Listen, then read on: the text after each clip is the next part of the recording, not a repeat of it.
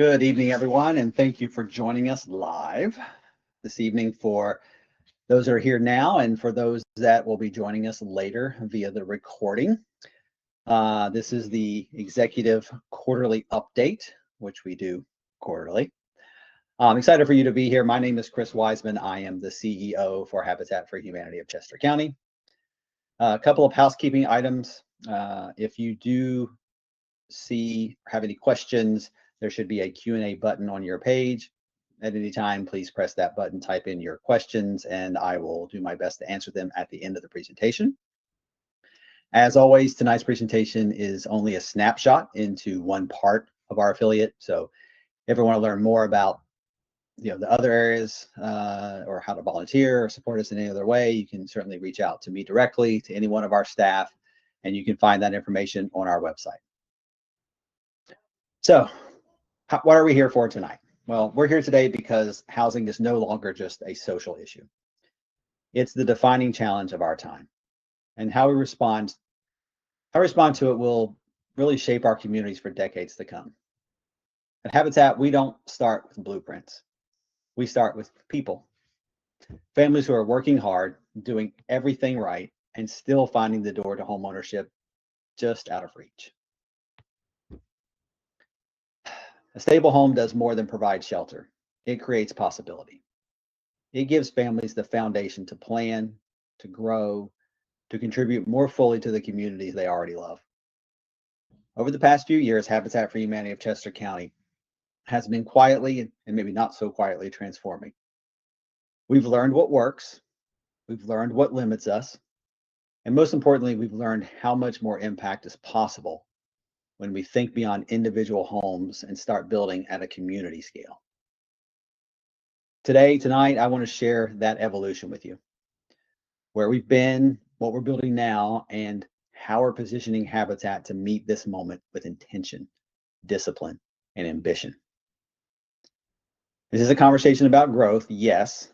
More than that, it's a conversation about stewardship, of resources, of trust, and of the responsibility that we all share to imagine what a more affordable, inclusive Chester County can look like together. Before we talk about growth or scale, I want to come back to the people at the center of this work. The families you're seeing are not just symbols. They're not just statistics. They're our neighbors. They're parents.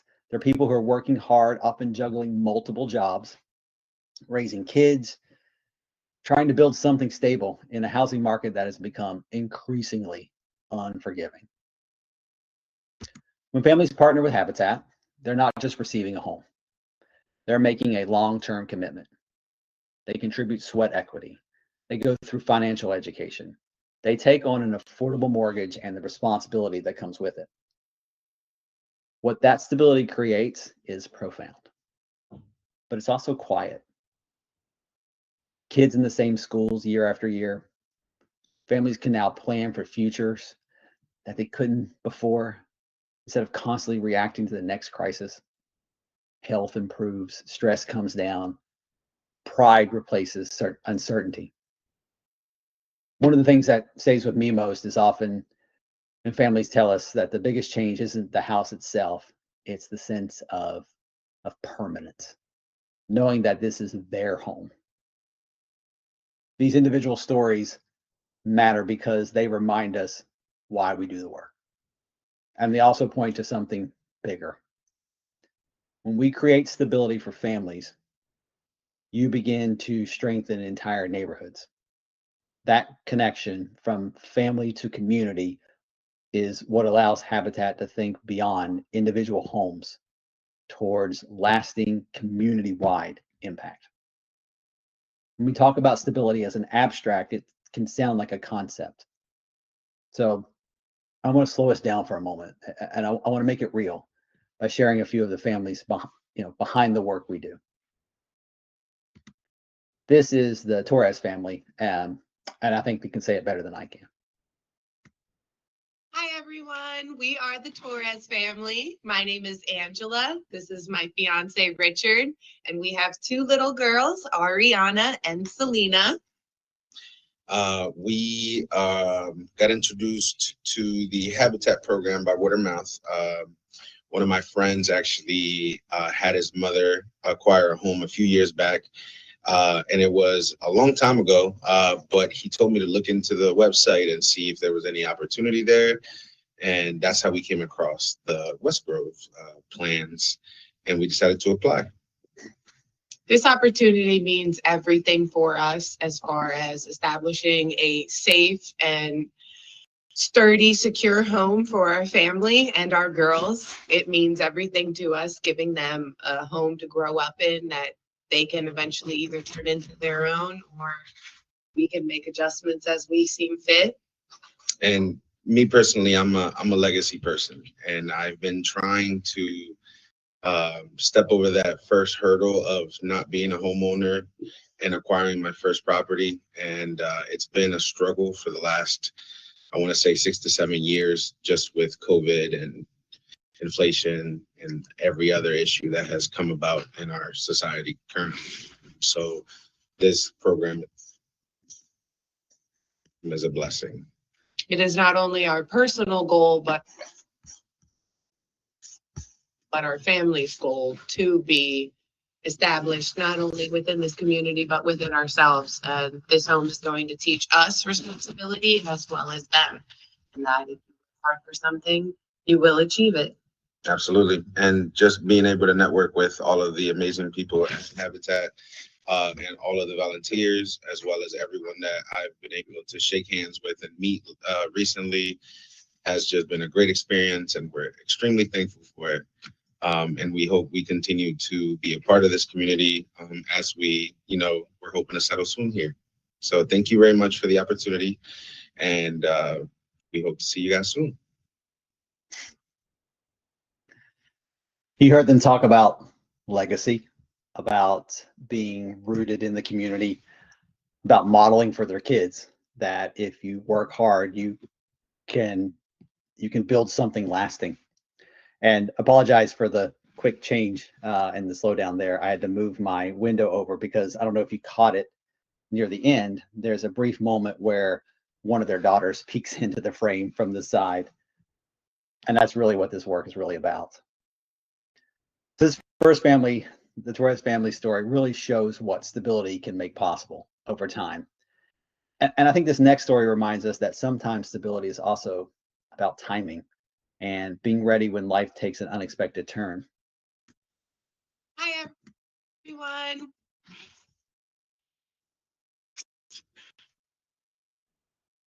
This is Lisa. For many years, Lisa lived in a rental home with her longtime partner. It was stable, familiar, and where they were raising Lisa's granddaughter together. When her partner passed away suddenly, that stability disappeared. Without his income, Lisa could no longer afford to stay in the home that they were renting. And almost overnight, she was facing the possibility of losing the housing for herself and her granddaughter. At that point in her life, Lisa never imagined that home ownership was something that could really be possible for her. She wasn't looking for a handout. She was looking for a way to keep her family together and move forward. Lisa and her granddaughter applied to become part of the Habitat family, and their situation didn't neatly fit into our traditional box, but it really reflected what we often see, where families are formed through love and responsibility, not just our conventional definitions. Around the same time, amazingly, we were building renovating a twin that we were converting into a 2-bedroom home. The timing aligned in a way that just doesn't really happen often, if ever. That home became a place where Lisa and her granddaughter could put down roots. And for the first time in her life, Lisa became a homeowner. Stories like Lisa's remind us that affordable home ownership isn't just about starting out. Sometimes it's about stability later in life and about opening doors people never thought could be open for them. Lisa's story shows how stability can arrive later in life and sometimes when it's least expected. This next story shows what stability can unlock when families are no longer just getting by. but finally able to move forward. This is Jen. Jen is a single mom raising 4 kids. And before partnering with Habitat, she was renting in an apartment that felt increasingly unsafe and just unsustainable. She was working hard, but the cost of rent, as it is across Chester County, left very little room for anything else. No ability to plan, there's just no margin and really no clear path forward. Jen would often talk about feeling stuck, not because she lacked ambition, definitely not the case, but because the math simply didn't work. When most of your income goes towards housing, opportunity stays out of reach. When Jen and her kids moved into a Habitat home, the most immediate change was financial stability. Her mortgage was affordable. And for the first time, there was breathing room. And with that stability came possibility. Jen enrolled in nursing school. She graduated. And today she's serving the community profession that is desperately needed. What I love about these photos is that they tell the story visually, right? Jen with her kids, Jen walking across the stage, and her 4 children showing up for her in a moment of pride. This is what happens when housing stops consuming everything and starts supporting what's possible. This is Kevin. Kevin is a single father raising 2 children, a 6-year-old daughter and a 16-year-old son. Right now, they're living with a relative. It's workable, but it's not sustainable. And like many families, Kevin reached a point where he wasn't just thinking about today any longer. He was thinking about what comes next for his kids. And when Kevin first connected with Habitat, what stood out to him wasn't just the opportunity to own a home, it was about the process. He talks about home ownership and homeowner education as that education piece as something that he sees as essential. Not just learning to buy a home, but understanding financial responsibility, like the maintenance piece and what it truly means to be prepared. He talks about sweat equity not as a requirement, but as pride. Pride in knowing that you helped build your own home, and pride in knowing that you helped to build the community around it. One of the things Kevin looks forward to most is working alongside his 16-year-old son, learning together, building together, and giving back to the neighborhood they'll soon call home. Kevin says he wants his children to learn that hard work matters, that giving back matters, and that when things are difficult, you don't give up. You keep going. Kevin and his family will be moving into their Habitat townhome in just a few months. But in many ways, I think the work's already begun. So everything you've just heard follows a pretty consistent pattern. When housing is stable, everything else has room to move. It's not theory, it's what we just saw in all those stories. We've seen it with families who return to school, with parents who can finally plan beyond next month. We've seen it in kids who grow up watching hard work turn into possibilities. Kevin's story is still unfolding. He hasn't moved into his home yet, but what he talked about, pride, responsibility, and building something alongside his children, it's already taking shape. What connects Kevin's story to the others you've heard is this idea that stability doesn't end with a single family. When families put down roots, they begin to shape the places around them. And at a certain point, that work moves beyond individual homes and becomes about creating neighborhoods, places where these stories can live, grow, and multiply. I want to show you what that looks like on the ground. Right now, we have homes under construction in several different places across the county. Some of that work is small in scale, individual homes, infill projects, renovations, rehabs. And it's important. All of it matters, and all of it adds to the great work that we're doing. But it's not what I'm going to spend my time on this evening or today, as you're watching. Instead, I want to focus on a couple of the larger communities that we're working on, because I feel like that, for as we look into what we're doing now and where we're heading, represents the heart of the current work we're doing. Projects that show not only what we're building, but how we're building at scale. These communities give you the clearest picture of where Habitat is today, and I think where we're heading next. This is our Fuller Meadows community in West Grove. Fuller Meadows is a partnership with the USDA, which is providing the mortgages through their first-time homebuyer program. That partnership, it's been critical in making the community possible and sustainable. And when complete, the Fuller Meadows community will include 40 homes. We're building it intentionally in phases, 5 homes at a time, so that we can manage it, with quality. We're doing it through financing and long-term affordability. Make sure that long-term affordability is being done responsibly. We're currently approaching the completion of phase 6, which Kevin will be moving into, which means that we're well past halfway, and we'll be starting phase 7 and completing phase 8 in the next couple of years. So Fuller Meadows reflects the kind of steady, disciplined growth that allows Habitat of Chester County to scale impact while staying grounded in the strong public partnerships that we've built.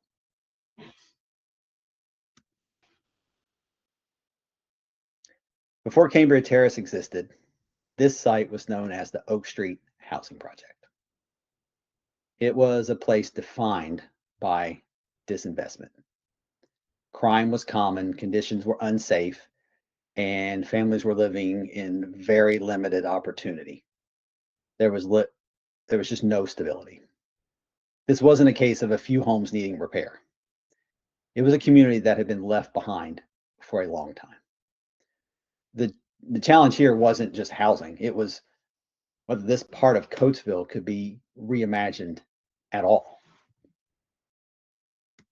What followed was a partnership between the county, Habitat, and the broader community.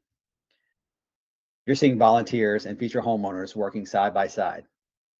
And at this stage, you can see the work being done and the importance of this partnership. Transformation doesn't start with the finished streets or the polished homes. It starts with people, right? Showing up consistently and doing the work together. Today, this is Cambria Terrace. What you're looking at is an 86 home community. Habitat was responsible for building 68 of those homes.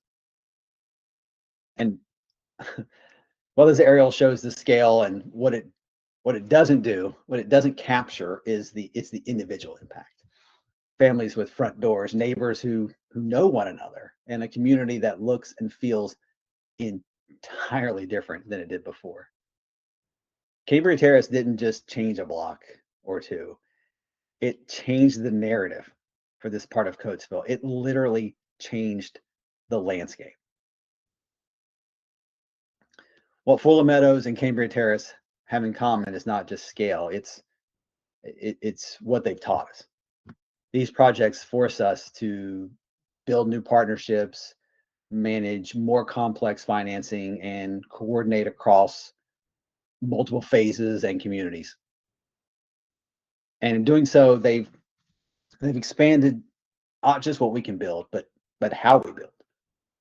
And that experience matters because it's what allows us to think differently and sets up what's about to come, what's coming next. At a certain point, growth stops being linear, one home at a time, and begins to compound. The next chapter of Habitat's work in Chester County isn't just about doing more of the same. That has been our mantra ever since we got here. We're going to expand, we're going to grow, we're going to do more. It's about applying what we've learned to a broader scale, more homes, more diverse partnerships, and more complex projects without losing the discipline and care that got us here. The next project is early in its life cycle, but it represents another large opportunity for future growth. The first project I want to talk about that's about to start or starting right now is called Foundry Street. Foundry is planned in two phases, Lower Foundry and Upper Foundry.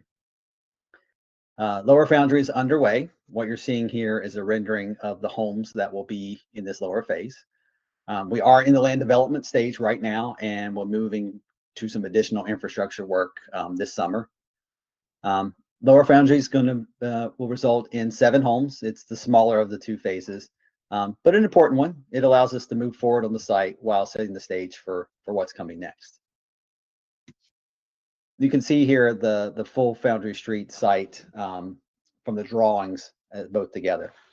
Upper Foundry will follow lower and is really expected to produce somewhere between 25 to 30 additional homes.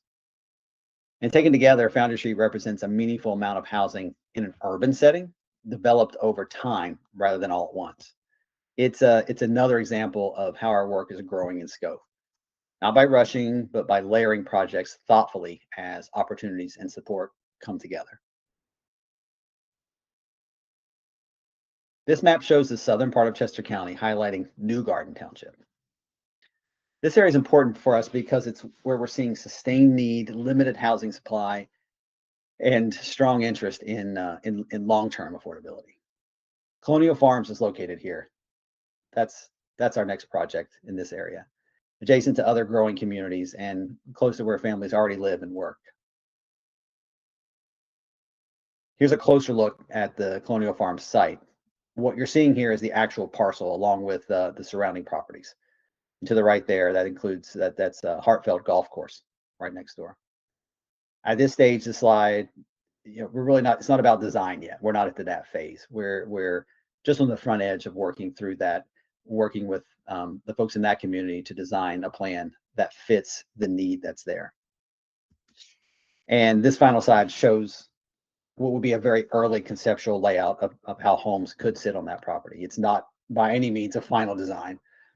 We see this just as a planning tool meant to help us understand what's possible within the current zoning and site conditions. And based on this work, Colonial Farms could produce, we think, 40 to 45 homes over that time once we start the project. For us, this represents another meaningful opportunity to expand home ownership, affordable home ownership in a part of the county where options are limited and demand is very real. And this map pulls back to show the southern part of Chester County as a whole. What you're seeing here are several townships where we either have projects underway or actively working through the development opportunities through different townships. Colonial Farms in New Garden is just one part of this picture. It sits along our work in West Grove and other communities where the housing need and opportunities are all intersecting. This really helps, give the view of making it clear that, our work in the southern part of the county is not isolated. It really is part of a broader coordinated effort to expand affordable home ownership across the region. And our partnership with the USDA and other organizations in the southern part of the county are really making this a possibility to stay focused in an area that is limited in other resources and needs that kind of care in this location. And so the final project I want to share is Habitat Tower. What we're seeing here are the construction plans. This shows where the project fits within downtown Phoenixville, and it integrates and how it integrates into an active, established community. Habitat Tower did not come out of nowhere. This is the result of years of steady growth, increasingly complex projects, and partnerships that have allowed us to move beyond building individual homes and into true development work. This project represents a clear inflection point for our affiliate, from being a capable builder to a small developer to an organization ready to take on work at a much larger and more sophisticated scale. This is Habitat Tower. Habitat Tower is a 40-home development in downtown Phoenixville, and it represents a fundamentally different approach to creating affordable home ownership. A portion of these homes will be sold at market rate, and those sales will cover most of the cost of the project. That structure allows us to move forward without relying on government subsidies, without being slowed down by traditional fundraising timelines, and with the ability to finance the project in a way that supports healthy cash flow. What that means, very simply, is that we can build faster, at scale, and in places where affordability is increasingly out of reach. This model puts Habitat in a position that very few affiliates across the country are in. It allows us to compete directly with for-profit developers, not by abandoning our mission, but by using market tools to advance it. We've grown to the point where we can not only respond to the housing crisis, but begin to push back against it, adding new affordable homes in communities where they would otherwise just not be built. And other municipalities have already expressed interest in this model. And Habitat International is watching this project closely because they believe it has the potential to shift how affordable housing is created, not just here, but nationally. Habitat Tower is not just one project. It represents what becomes possible when an organization earns trust, builds capacity, and is willing to think entrepreneurially in service of its mission. This is the kind of work that sets a standard, and it's where we believe the future of affordable housing has to go.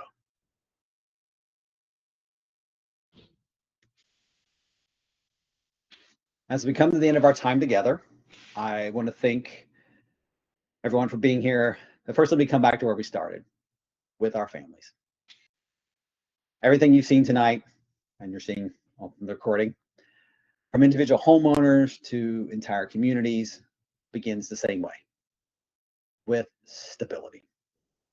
The people being given a fair chance to put down roots and build something lasting.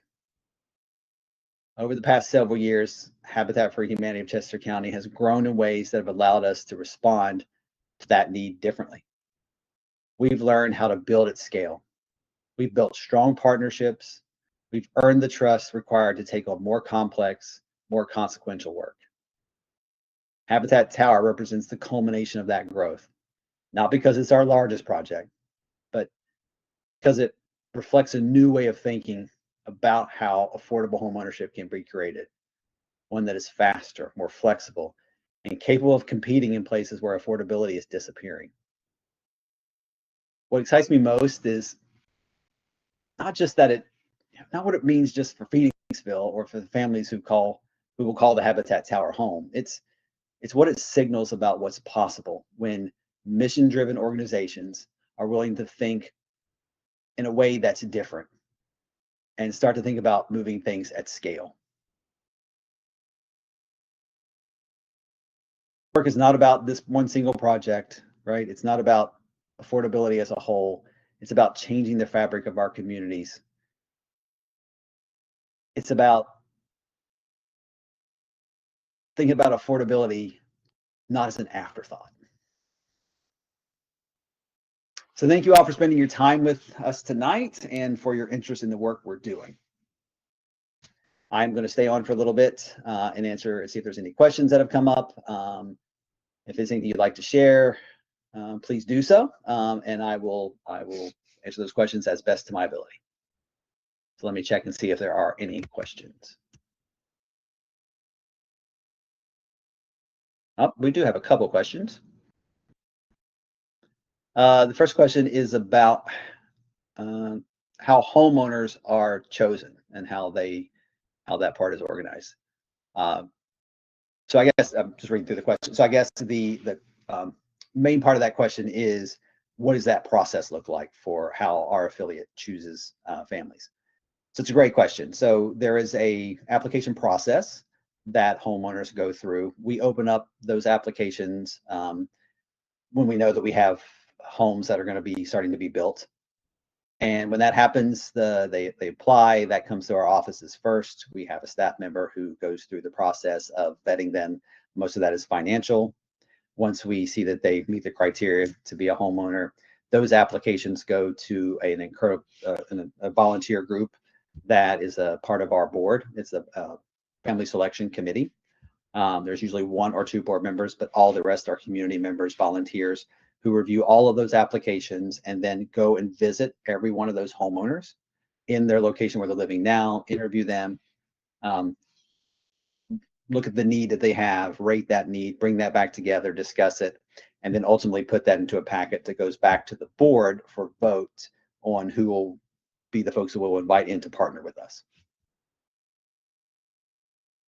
We have a question about market rate and affordable.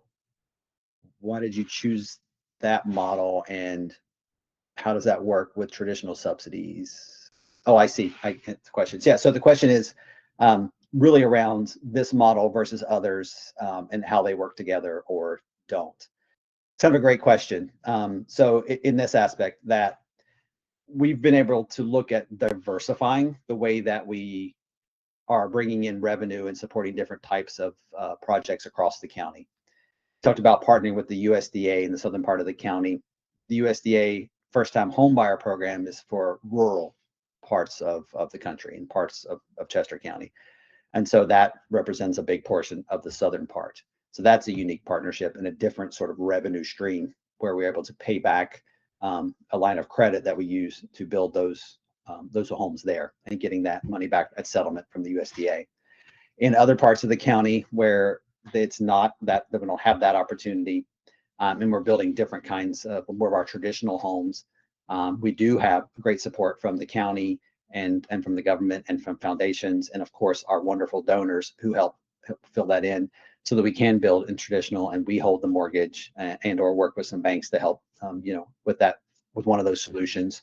And so we don't use the market rate model. This is brand new. We're learning a lot from this process, but that allows us to have this sort of third option, and we're going to explore even more to be able to not affect that cash flow as much, which actually allows us to do more of those other options in the long run where that solution wouldn't work.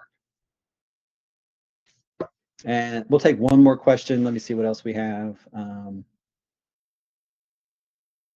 One question about how many homes are you planning to build in the coming years across all projects? So that is a moving target. I will say right now we have about 125 homes in the queue to be built, but we're having a lot of discussions and dialogue with multiple municipalities, other nonprofits, other community leaders and community entities. I would not be surprised if we're coming back here in a couple quarters to talk about that number growing in quite a bit, and maybe a year from now that number doubling.